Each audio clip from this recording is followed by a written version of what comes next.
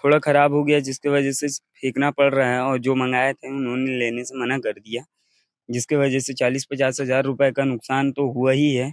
कौन कहाँ से मंगाते हैं आप कटहल पूरा? ये कटहल आया था उड़ीसा, रामपुर से आया था। जहाँ क्या है कि गाँव के लोगों के ही द्वारा इसको तुड़वाया जाता है, अदर कोई इसको तोड़ नहीं सकता है।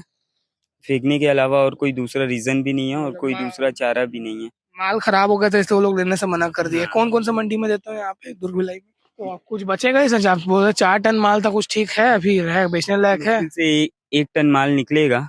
3 टन आपके सामने ही पड़ा है, 3 टन से ज़्यादा तो अपन फेंक ही चुके हैं। नमस्कार, मैं लावेश घोष। भिलाई टाइम्स देखना शुरू कर चुके हैं आप। तस्वीरों में आप देख सकते हैं, जैसे मैं चाहूंगा दिखाएं। यहाँ पे कुछ हमारे साथ व्यापारी है, व्यापारी खाएंगे ना भी आप लोग को, जो बाहर से दूसरे राज्यों से कटहल मंगाते हैं और यहाँ पे बेचते हैं। जो मंडी होती है, जैसे सुपेला हो गया, कुम्हारी हो गया, पर मौसम के कारण ये बता रहे गर्मी में उमस हो गया, जिस कारण से जो लेने वाले थे उन्होंने मना कर दिया। वो करीबन 4 टन माल लेके आए हैं गाड़ी में और यहाँ पर ये फेंक रहे, क्योंकि ये जो कटहल है, फसल है, इनके कुछ काम का नहीं है। जानेंगे इनसे क्या हो गया भैया कि आपको फेंकना पड़ा।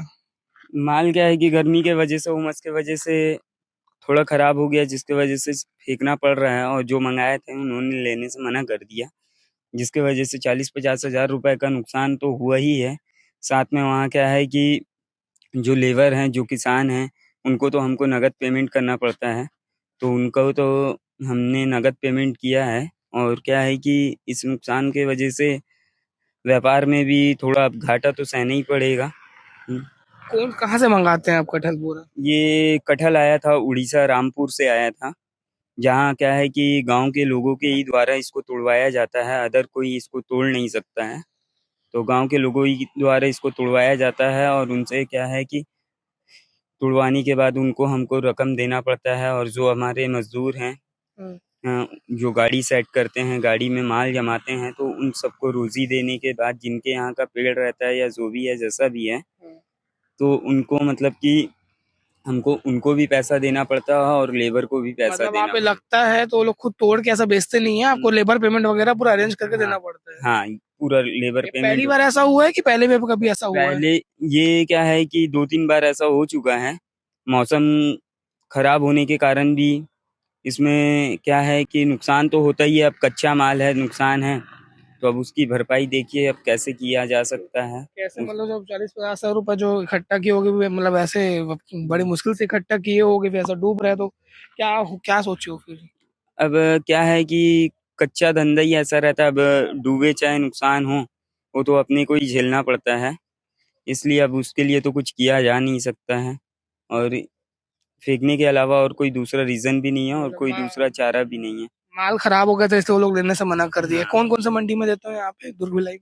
यहाँ दुर्ग में देते हैं, कुमारी में देते हैं, आकाशगंगा में देते हैं, और फल आता है तो पावर हाउस मंडी में देते हैं। जैसे अलग अलग फेंक रहे हैं, उसका क्या मकसद है, मेरे को थोड़ा बताएंगे?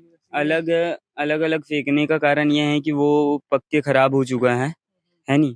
और जो किसान लोग तोड़े हैं वो क्या है कि ऊपर से गिराए हैं, तो जिसके वजह से वो अंदर से चोट लग गया है उसको, इस वजह से उसको फेंकना पड़ रहा है। और ये जो सही है, इसको रखा जा रहा है, इसको रख के अभी कुमारी का मंडी चालू होगा 1 बजे तक, तो उसमें क्या तो बोलते हैं, वहां ले जाके इसको दिया जाएगा। जो जो बचा ठीक है जो। जो ठीक है उसको दिया जाएगा, चाहे 2-4 हज़ार, 5 हज़ार, 10 हज़ार जो भी आए, है नी।